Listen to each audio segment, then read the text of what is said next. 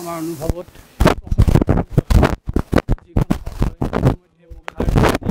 গোটেই বিশ্ব দৰবাৰত খলকত তুলিবলৈ সমৰ্থ হৈছে আৰু তাৰ যোগেদি অসমীয়া সংস্কৃতি কিমান সমৃদ্ধ সংস্কৃতি সেই আমি প্ৰমাণ কৰিবলৈ সমৰ্থ হৈছোঁ আৰু সেই আমি এই সত্ৰখনিত নিজেই সাংস্কৃতিক কৰ্মশালাৰ সমাৱৰ্তন অনুষ্ঠানত হ'বলৈ পাই আমি কৃতজ্ঞ মানিছোঁ আৰু যি নৃত্য গীত বাদ্য অংকীয়া ভাওনাৰ 15 দিনীয়া কৰ্মশালা অনুষ্ঠিত কৰিলে এই অনুষ্ঠান গতানুগতিক কৰ্মশালা নহয় আধ্যাত্মিক বাৰ্তা আনহাতে আছে সামূহিক সমন্বয়ৰ বাৰ্তা আৰু সেই আমি আশা কৰোঁ যে যাতে এই অনুষ্ঠান সকলোতে প্ৰতিফলিত হয় আৰু সকলোতে যদি এনে ভাৱবিলাক সংমিশ্ৰিত হৈ থাকে সেই প্ৰশিক্ষণবিলাকৰ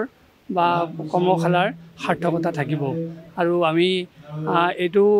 লগতে আশা কৰিছোঁ যে এই কৰ্মশালাৰ যোগেদি যি আধ্যাত্মিক ভাৱ বিশেষভাৱে প্ৰদান কৰা হৈছে এইটো যাতে সকলো অনুষ্ঠানত জড়িত হৈ থাকে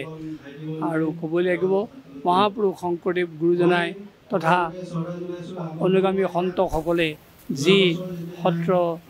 অনুষ্ঠানত এই অনুষ্ঠানবিলাক দি থৈ গৈছে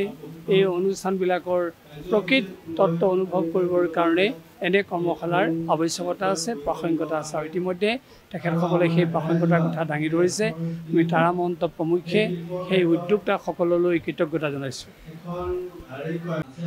দিল্লীত জৱাহৰলাল নেহৰুৰ নামত যি বিশ্ববিদ্যালয় প্ৰতিষ্ঠা হৈছিলে অতি পুৰণি এখন বিশ্ববিদ্যালয়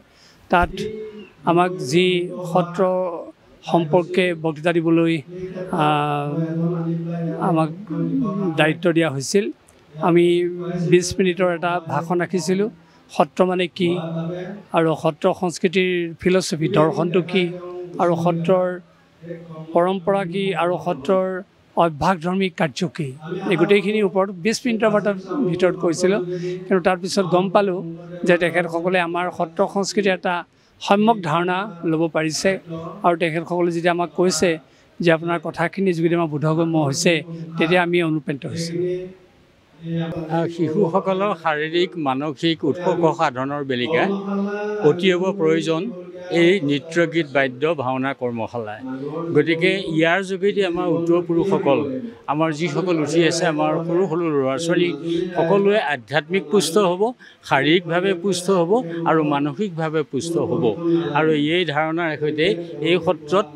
3বাৰকৈ উন্মোচন হৈছে গতিকে এই বছৰ হৈছে আৰু ইয়াত অংশগ্ৰহণ কৰিবলৈ পাই খুব ভাল লাগিছে